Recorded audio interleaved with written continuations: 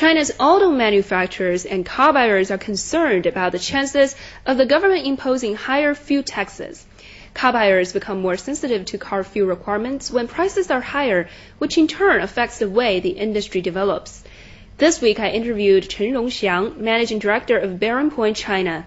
He has 20 years of consulting experience for the auto industry, and he outlined the situation facing domestic car manufacturers. We know the central government is expected to implement a fuel tax on all car drivers in China, to replace the original road usage fee and other miscellaneous fees. So will this have an impact on the auto industry as a whole, and what will be the impact, do you think? I think the impact on the industry is going to be massive, but there's a lot of uncertainty in terms of the impact. Right. First, we don't know what is the percentage of the tax. If we look at the global developing countries, the U.S. Fuel tax about 30%, mm-hmm. Japan is roughly 70%, UK and Germany and France, the fuel tax is as much as 300%. Right. So, and in terms of the current gas price, China without the fuel tax is already U.S. level. Mm-hmm. So if we say like just 30% minimum U.S. level, I mean the gas price is going to be about 5 to 6 RMB yuan per liter. Mm-hmm. So the impact is number one is on the the product mix that you can sell. Of course, everybody will go to smaller cars, smaller engine, more fuel efficient cars. But how soon, how quick you can really build up the momentum. Mm-hmm. There's positive side, right now in China in the first 6 months, the cars that's about 1.6 liter, they are the most popular model so far in this year. So you see that as an industry as a whole, the drive towards actually introducing more economical, more fuel efficient cars, and then also think about the next generation and more efficient like hybrid cars. Now, more specifically, if we look at the supply chain in the auto industry, from the very top to from the auto manufacturers to the one in the middle, which is the dealers, and then to the end consumer, the car buyers, what will be the specific impact on each one of these? I think the dealers, they are just agents. I would not want to talk about it because they are just a gateway mm-hmm. from the OEM, original equipment manufacturer, to the buyers. I would say that if you talk about the impact, it's just on two ends, which is OEM and also the buyers. So on the OEMs, it's not all, we could say it's not all negative. There's some positive. I mean, on the diesel engine builders, diesel driven car manufacturers, they'll probably benefit from this fuel tax. Why is that? Because this tax, the fuel tax on diesel is going to be much lower, and most of diesel it costs less. But it's not. On the other hand, the Chinese quality of diesel is not European up to the European standards. So even if you introduce European engines, there's no way you can find that kind of diesel that can really be used in that kind of engine. So that's still a long way to go in terms of really.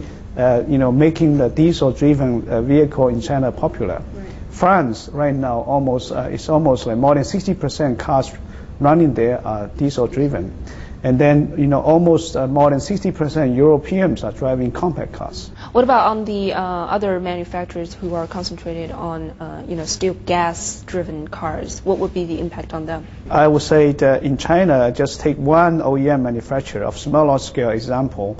The popular SUV manufacturers, China have produced a number of compact size, economics model of SUVs. They are going to take a heavy hit. If you talk about this year, for the entire 6 months this year, almost all product range, all products have increased sales compared to last year. Only in the SUVs, up to 6 months, 2005, the total sales roughly about 89,000 units. And then they have some increase in August, but that the buyers of the economy model of SUVs, they are very cost cautious. This the manufacturer, they're going to really have their toes. So what do you think will be their response? Does it mean that they will think about a transition in the models they produce? It's probably not as easy. Actually, Chinese, some of the economics model of SUV, they are not really the SUV that we are talking about. But some of them may survive, some of them may just totally be out of the business. I think it's too heavy to change for some of them in terms of they don't have that kind of R&D cost, R&D investment to really have the to change into a new family sedan model. So you're saying that maybe in the domestic car industry we will see a reshuffle of the manufacturers after this tax is implemented? Right now, it depends. If let's say the tax is 80%, I think that would be very disruptive. Do you have any suggestions? What can they do? They can't just be waiting to die, right? I think that gradually the government policy, if the government policy is really towards more ecological concern, more fuel efficient concern, more energy safety concerned, the government should instill policies that really do not encourage everybody to go into automotive manufacturing. Whereas the so-called good time of 2004 is gone. As an OEMs industry, automotive industry, it's going to be eventually be low margin business. So if you look at in China now, as an industry as a whole, eventually, of course, more than 60 to 80% maybe into compact cars. And then there are some very good name brands, they produce the high end to retain the margin. Those market will always be there.